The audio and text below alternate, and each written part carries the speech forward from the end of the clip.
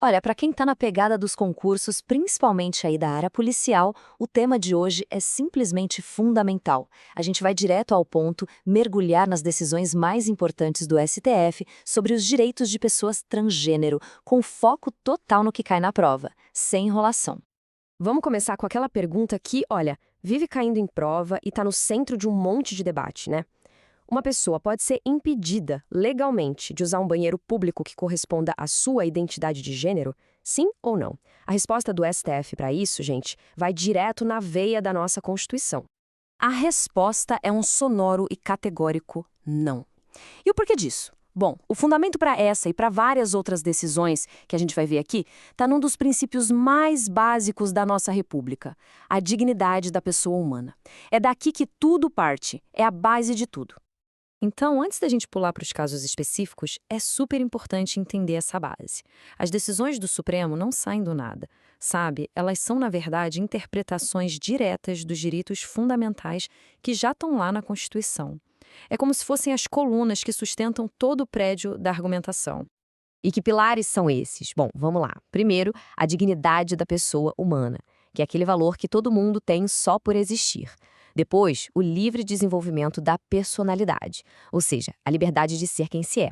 Aí vem a isonomia, a famosa igualdade, que proíbe tratar as pessoas de forma diferente sem um motivo justo, e, claro, o direito à intimidade e à vida privada. Guarda bem esses 4 pontos porque eles são a chave para entender todo o resto. Beleza, com essa base constitucional bem firme na cabeça, vamos para o primeiro direito prático que o STF consolidou. É o direito de ter a própria identidade, o nome e o gênero, reconhecidos nos documentos oficiais. E isso, gente, mudou completamente o jogo, tanto para a vida das pessoas, quanto para a forma como o Estado olha para elas. E para entender o tamanho da mudança, dá uma olhada nesse contraste, no antes e no agora. Antigamente, era uma verdadeira via-crucis. A pessoa precisava de cirurgia, de um monte de laudo médico e ainda tinha que entrar na justiça. Era um processo super invasivo. Hoje, a lógica virou de cabeça para baixo. O que manda agora é a autonomia, é a autodeclaração da pessoa. Ponto.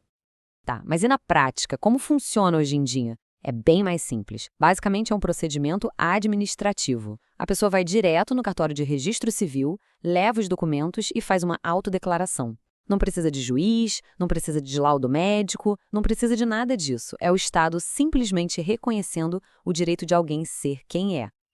Agora, atenção máxima aqui, que esse é o bizu de prova. O ponto central é esse. O direito de alterar o nome e o gênero vem da autonomia da pessoa, da dignidade dela. Não depende de jeito nenhum de cirurgia ou qualquer procedimento médico. Isso é o mais importante. E os julgados-chave para anotar aí são o RE 670-422 e a ADI 4275. Fica a dica. Ok, fechamos o ponto da identidade nos documentos. Agora vamos para outro tema quente, talvez o que gera mais polêmica e que tem uma chance enorme de aparecer em questões práticas: o uso de espaços públicos segregados por gênero. Sim, estamos falando da famosa questão do banheiro. E a posição do STF sobre isso é direta e reta, sem margem para dúvida. A tese que foi fixada em repercussão geral no recurso extraordinário 845.779 diz exatamente isso.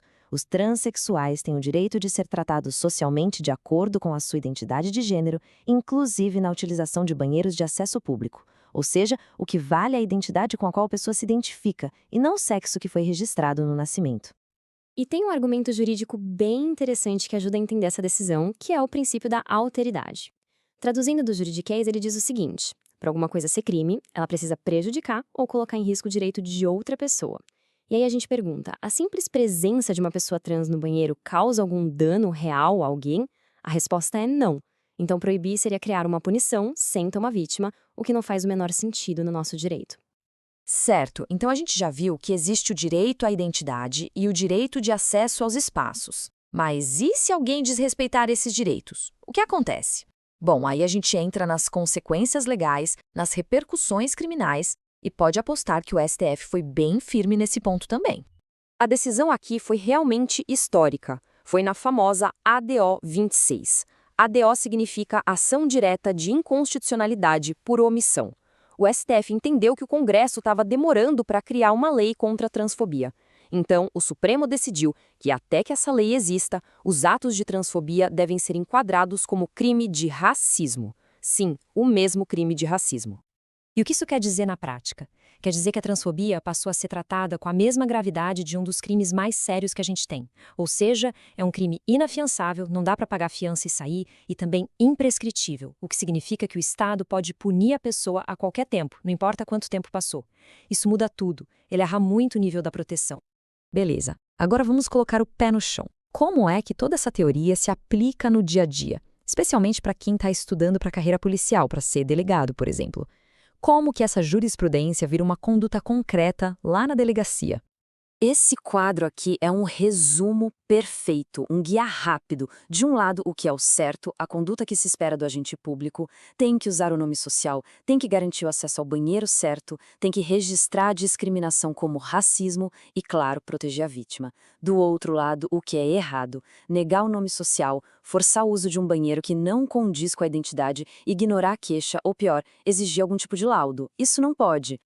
E mais um bizu de prova aqui. E esse é de legislação. A obrigação de usar o nome social não é só uma decisão do STF, não. Isso está escrito na lei, mais especificamente no Decreto Federal 8.727 de 2016. Esse decreto vai para toda a administração pública federal, incluindo as polícias. Então, é lei, tem que cumprir. Conhecer esse número é essencial. Olha, se a gente tivesse que resumir tudo isso numa regra de ouro, numa única frase, seria esta. O princípio que guia a ação de qualquer agente público é o respeito absoluto à identidade de gênero que a própria pessoa declara. É a palavra dela que vale, é a autonomia dela que prevalece. Fim de papo. E para a gente fechar, fica aqui uma reflexão que vai até um pouco além da prova. Pensa comigo. Se o direito à identidade é algo tão pessoal, que parte da própria pessoa, qual é então o verdadeiro papel do Estado nisso tudo? Ele não está mais ali para validar, para dar um ok, para impor condições. O papel dele muda. Ele passa a ser um garantidor, alguém que tem que reconhecer e proteger um direito que já existe. Essa é a grande mudança de paradigma por trás de tudo isso. Vale a pena pensar nisso. Bons estudos!